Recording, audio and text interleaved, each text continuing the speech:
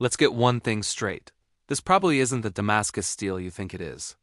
Most of what you see online today is modern pattern welding, basically. Just layers of different steels mashed together to look cool. But that's not how the legendary blades of the ancient world were made. The real deal, true Wootz steel, was born in southern India more than 2,000 years ago. It was forged from a single, mysterious ingot, and the recipe was kept so secret that it eventually just vanished from history. For centuries, smiths and scientists couldn't truly replicate it. Today, we're going to give it our best shot. The legend of Damascus steel didn't actually start in Damascus, but with Wootz steel cakes that were shipped all the way from India.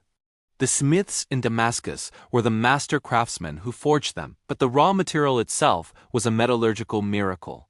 It was an ultra-high carbon steel, packing between 1.5 and 2.0% carbon, which gave it a mythical combination of hardness and flexibility.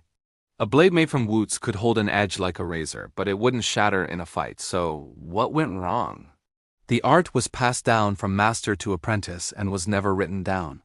By the 18th century, as global trade routes collapsed and political situations shifted, the knowledge just faded away. For a long time, the secret was lost. It was until the late 20th century that metallurgist John Verhoeven and master bladesmith Al Pendre finally started to crack the code. They discovered that the original Indian ore contained tiny amounts of impurities like vanadium. This wasn't a flaw. It was the secret ingredient. These elements helped create the incredible microscopic structures that gave the steel its legendary strength and its iconic watery pattern. Our mission is to follow their research and try to resurrect this god-tier metal right here in our own forge. It all begins with a crucible. Unlike modern pattern welding where you stack different steels, true Wootz is born from a single melt. We're loading this clay crucible with a super precise recipe. Clean iron, a source of pure carbon, and most importantly a tiny calculated amount of vanadium to copy those ancient ores. Our target is a risky 1.6% carbon content. Too little and you get no pattern. Too much and the whole ingot becomes a brittle, unforgivable brick. Once it's all packed, the crucible gets sealed. This creates a tiny, oxygen-free world for the metal to be born. Now we bring the heat. We have to get the furnace ripping hot.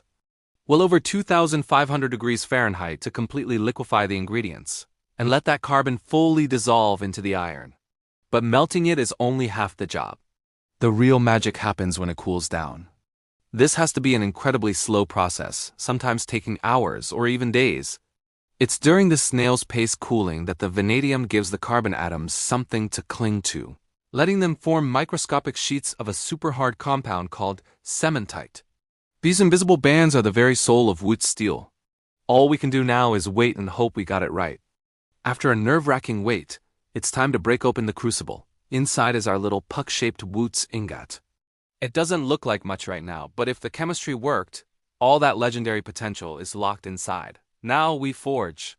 And this is another place where Wootz is completely different. We are not folding the steel. If you fold it, you destroy the delicate carbide structures we worked so hard to create. Instead, it's a careful dance of heating and hammering. We have to heat the ingot, but never so hot that those carbides dissolve back into the steel. With each careful hammer blow, we're slowly shaping the blade.